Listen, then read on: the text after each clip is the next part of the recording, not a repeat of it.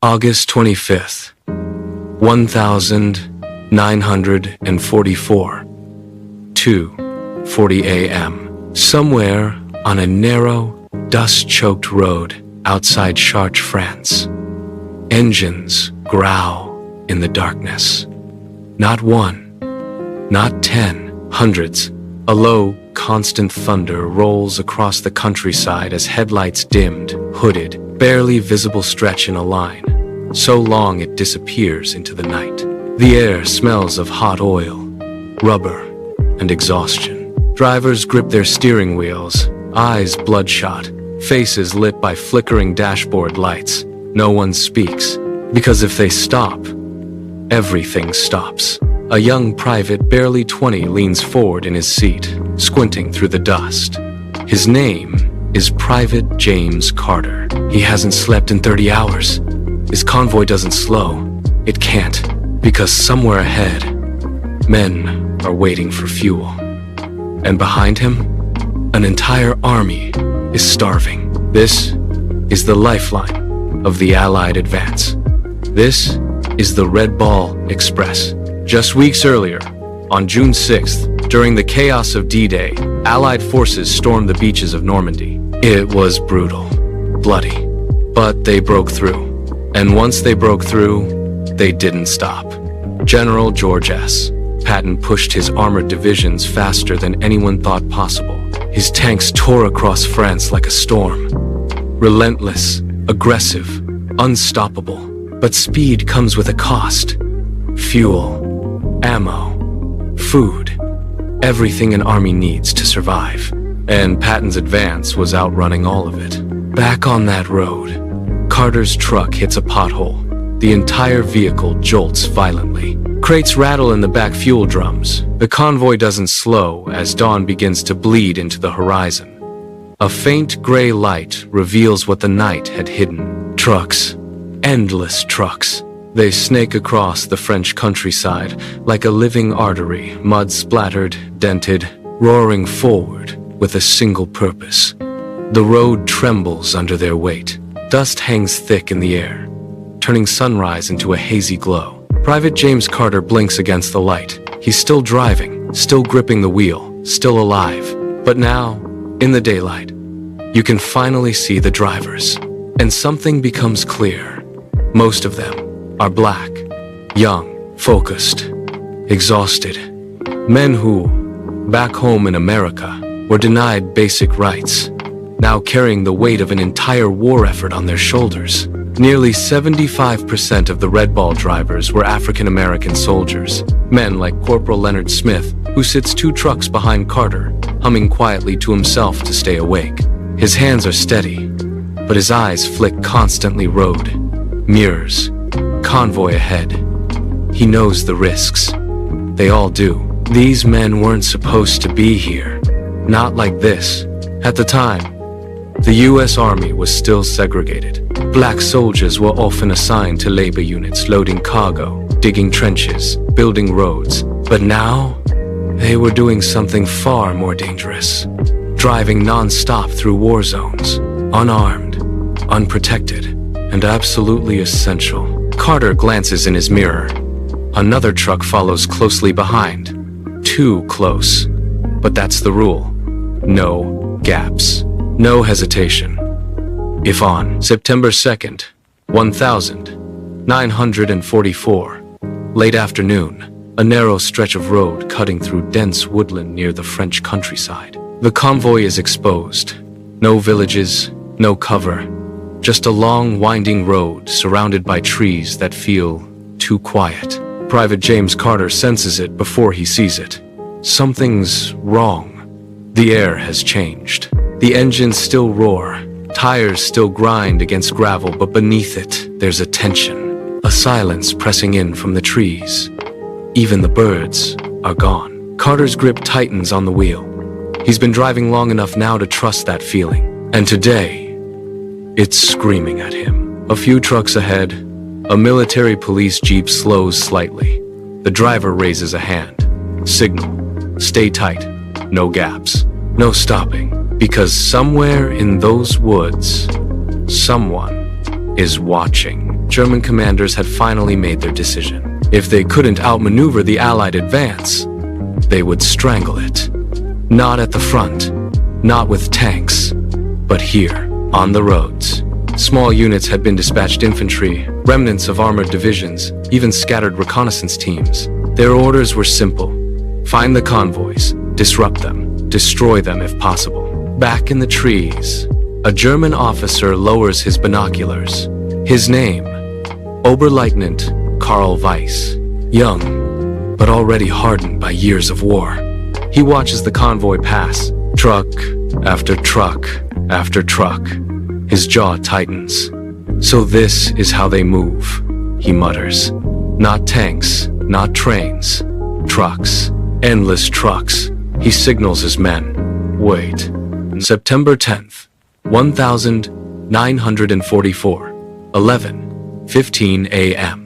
A supply depot outside Reims, France. The ground shakes as trucks pour in. Not a trickle, not a line, a flood. Engines roar, brakes hiss. Men shout over the noise as vehicles swing into position with mechanical precision. Fuel drums roll, crates slam onto the dirt. Forklifts clatter controlled chaos at a scale that feels almost industrial. Private James Carter pulls in hard, his truck skidding slightly before stopping. He doesn't even turn off the engine, because he won't be here long. Move! Move! Move! A logistics officer yells, waving his arm. Soldiers swarm the truck. Fuel drums are yanked out, passed hand to hand, stacked, loaded again onto smaller vehicles destined for the very edge of the front. Everything moves fast, too fast to think. Carter watches for a second. Then he checks his watch. Less than 5 minutes. That's all he gets. And then, a slap on the side of his truck. Go! Turn around! No rest, no pause, just motion. Across the depot, a map is pinned to a wooden board. Routes drawn in thick lines. Red circles marking congestion points. Black X's where trucks were lost. And at the center of it all, a system that has grown beyond anything its planners imagined. The Red Ball Express was never meant to be permanent. It was a desperate solution, a temporary fix to a growing crisis. But now, it has become something else entirely. A machine that feeds an entire army. General Dwight D. Eisenhower studies reports in a nearby command. September 14, 1944, 3:10 Amir. A rain-soaked stretch of road near Verdun, France. The storm hits without warning. Rain slams into the Allard like gunfire, relentless, blinding. Mud forms instantly, turning the narrow Sardic into a slick ribbon of khatara. Tires lose grip. Engines strain. Visibility drops to almost nothing. And still, the convoy keeps moving. Private James Carter can barely see. His windshield wipers fight a losing battle, smearing water and mud into a distorted blur. Headlights reflect off the rain, bouncing back into his eyes. He leans forward. Closer. Closer, trying to make out the faint shape of the truck ahead. Then, a sudden skid. The truck in front fishtails violently. Its rear swings sideways, too fast, too far. Carter reacts instantly. He jerks the wheel. The tires scream. For a split second, it feels like the truck is going to flip, then grip, barely. The other truck slams into the ditch. Gone. Just like that. Carter doesn't stop. He doesn't even turn his head, because now, more than ever, stopping means death. Across the convoy, chaos begins to ripple. Brakes fail on wet slopes. Engines stall in thick mud. Drivers fight their steering wheels like they're wrestling the storm itself.